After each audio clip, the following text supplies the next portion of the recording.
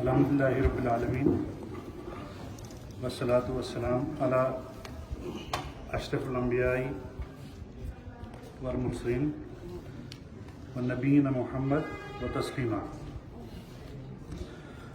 قال اللہ تبارک و تعالیٰ فی القرآن الحمید وَإِنَّكَ لَعَلَىٰ خُلُقٍ عَظِيمٍ۔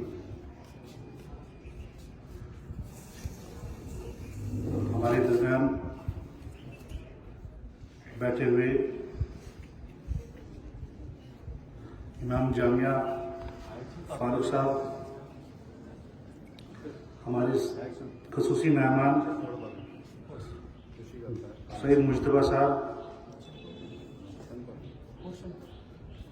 ہمارے درمیان مفتی نور حسین صاحب، ہمارے دوسرے متصل ڈسٹرکٹ کے مہمان پروفیسر یاسر ندوی صاحب، مجمع میں بیٹھے تمام صاحبان نسبت، ہماری دائیں جانب بیٹھے میری بہنیں اور عزیز بچوں،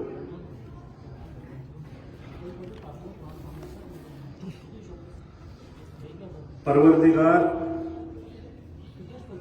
آوے کا آوا بگڑ گیا، پروردگار آوے کا آوا بگڑ گیا، یہ کس کو تیرے دین کے ٹھیکے دیے گئے۔ ہر شخص اپنے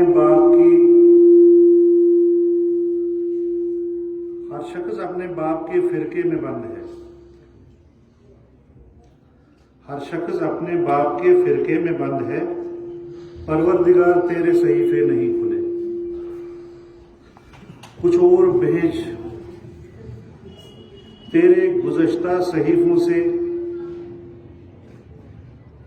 کچھ اور بھیج تیرے گزشتہ صحیفوں سے، مقصد ہی حل ہوئے مسائل نہیں ہوئے۔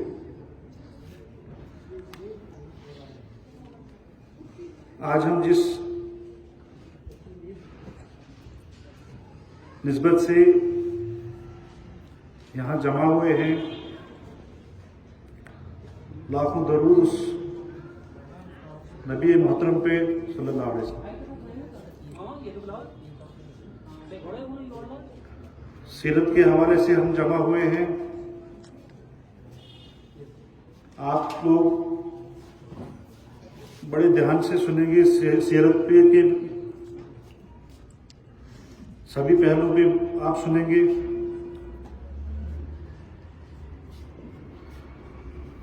امت مسلمہ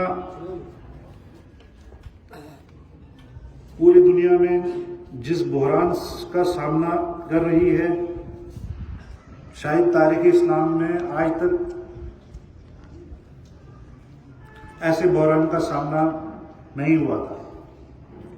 حتیٰ کہ تاتاریوں کے دوران گرناطے بغداد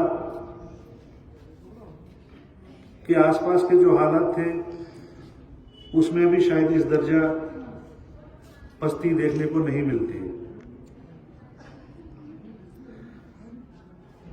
امت مسلمہ 3-4 طرح کے بحرانوں سے پریشان ہے، اور جس پہ چوٹی کا بحران جو ہے وہ ہمارا علمی بحران ہے۔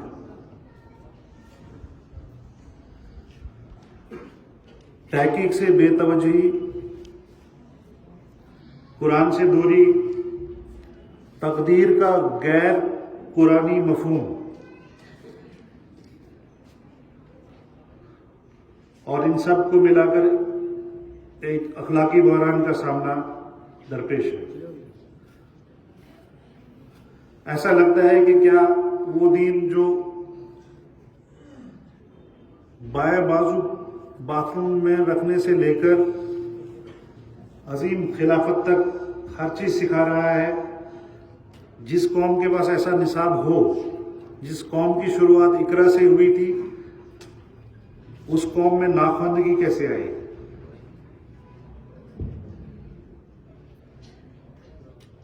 جس قوم کی پہلی صورت ہی اقرا سے سٹارٹ ہوتی ہے، जिस कौम की दूसरी आयत ही गायनेकोलॉजी से स्टार्ट होती है, जिस कौम की दूसरी सूरत ही नून वल कलम से होती है, वो मुकाबलतन सभी कौमों से नाखवानदगी का शिकार क्यों? ऐसा भी नहीं है कि वसाइल की कमी है। दुनिया में जहां जहां वाफिर मिकदार में वसाइल हैं, वो इसी कौम के ज़ेर तसल्लुत रहे, चाहे वो पेट्रोलियम हो, चाहे वो साउथ अफ्रीका के डायमंड्स हों या दरिया हों और वसाइल हों, लेकिन उन सब को बरोएकार लाने के लिए जिस तफक्कुर की ज़रूरत है, उस पर काम करने की ज़रूरत है। मौलाना रूमी का एक बड़ा मारूफ सा किस्सा उन्होंने नकल किया है। ईरान का एक बादशाह ख्वारिज़्म अपनी मुल्क के साथ वाले मुल्क में, क्योंकि ये फारसी थे, तो साथ वाले मुल्क में मुसलमान बस्ती थी, तो उस मुल्क पे अटैक कर दिया।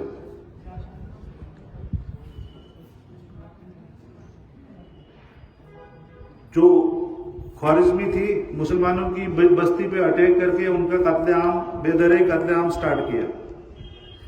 बगैर पूछे, बगैर जाने सीधे किताब स्टार्ट किया। काफी सोच विचार के बाद मुसलमान बस्ती के लोग परेशान हो गए। उन्होंने ख्वारिज़्म बादशाह से रिक्वेस्ट की कि आप ये तो हमें बताओ कि हमें क्यों मार रहे हो।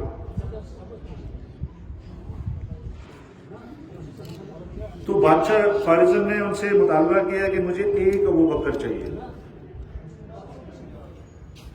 तो पूरे मुल्क में अबू बकर के नाम की तलाश जारी हो गई। एक भी अबू बकर नहीं मिलता रहा और कत्ल गारत नहीं रुकती रही। हजारों लाखों लोगों का कत्ल हुआ, लेकिन ख्वारिज़्म बादशाह की एक ही डिमांड थी कि एक अबू बकर दे दो।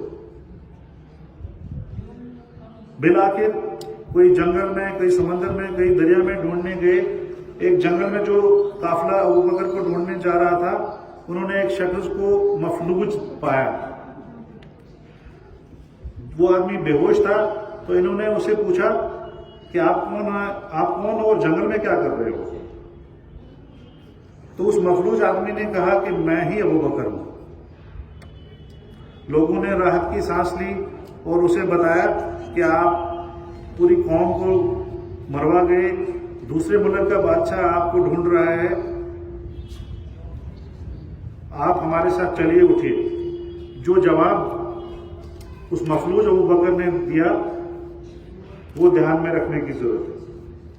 मफलूज अबू बकर का जवाब यह था कि मैं मफलूज हूं, मैं फालिज ज़दा हूं, मैं उठ फिर नहीं सकता हूं, और अगर मैं इस काबिल होता कि मैं चल सकता, मैं कम से कम इस आपकी जानिब नहीं आता। मैं भागते भागते आपकी बस्ती से बाहर निकल रहा हूं।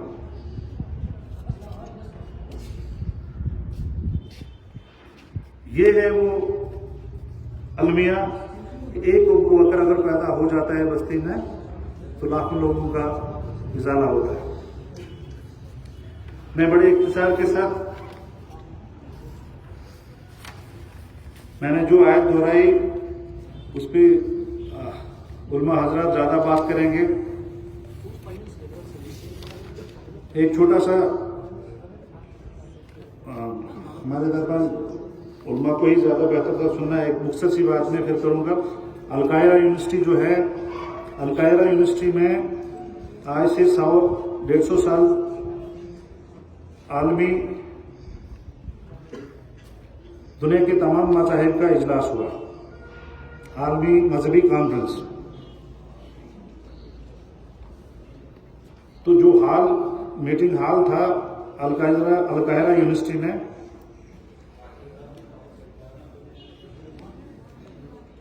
उसमें दुनिया के सभी मज़ाहिब के पेशवा आए और सबसे आखिर में शेखुल अल-अज़हर यूनिवर्सिटी हाजिर हुए और डिबेट स्टार्ट किया। ڈبیٹ اس طرح سے سٹارٹ ہوا کہ پانی کا گلاس بھرا تھا، ایک ہی گھونٹ میں شیخ نے پیا، الازہر یونیورسٹی کے، اور ساتھ میں بیٹھا یہودی عالم نے اسے روکا کہ آپ کے نبی نے آپ کو بتایا ہے کہ تین بار پینا ہے، 3 حصوں میں پینا ہے، تو آپ نے ایک ہی حصے میں گلاس کیوں پیا؟ جو ظریفانہ جواب شیخ الازہر کا تھا وہ بھی قابل غور ہے. انہوں نے بتایا کہ مجھے اتنی پیاس لگی ہے کہ میں نے 3 گلاس پینے ہیں. نمبر 1. نمبر 2، دوسرا جو ڈبیٹ یہودی نے سٹارٹ کیا وہ یہ کیا کہ کیا واقعی مسلمانوں کے قرآن میں ہر چیز کا حل لکھا ہے؟ یہ سوال بھی پورا حال سن رہا تھا. جب یہ سوال سنا تو شیخ الازہر نے کہا ہاں برابر ہے، ہر چیز کا انفارمیشن. تو یہودی نے اسے سوال کیا کہ یہ جو بریڈ آپ کے سامنے ہے اس کو بغیر دیکھے آپ بتاؤ کہ اس کے کتنے پیسز ہیں. تو شیخ الازہر نے بیل کی، کوک کو بلایا اور اسے پوچھا سامنے، اور انہوں نے بتایا اس میں 7 پیس ہیں یا 12 ہیں، نام ہے. تو یہودی نے بتایا نہیں آپ بول رہے تھے یہ ہر چیز قرآن میں ہے؟ کہتے ہیں ہاں قرآن میں ہے. اور قرآن میں کیا ہے؟ فَاسْأَلُوا أَهْلَ الذِّكْرِ إِن كُنتُمْ لَا تَعْلَمُونَ. جو تمہیں پتہ نہیں ہے وہ دوسروں سے سیکھنا ہوگا، وہ دوسروں سے پوچھا کرو. تو جس نبی کی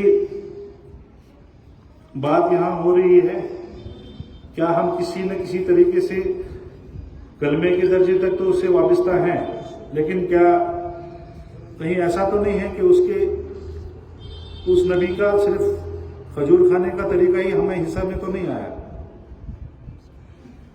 کوئی خاص کلر پہننا ہی تو حصے میں نہیں آیا. تو قرآن نے جب رسول صلی اللہ علیہ وسلم کی تعریف کی، بہت ساری تعریفیں کی، یاسین کا، طٰہٰ کہا، لیکن سب سے چھوٹی کی جو تعریف کی وہ یہ کی ہے، وہ یہ بھی نہیں کی ہے کہ اے نبی آپ بہت اچھا سجدہ کرتے ہیں، اے نبی آپ بہت اچھی طرح سے حج کرتے ہیں. تو کسوٹی جو وہاں رکھی گئی ہے اسی پہ علماء حضرات بات کریں گے، وہ یہ کسوٹی تھی وَإِنَّكَ لَعَلَىٰ خُلُقٍ عَظِيمٍ. اے نبی تو اخلاق کے انتہائی درجے پہ فائز ہے.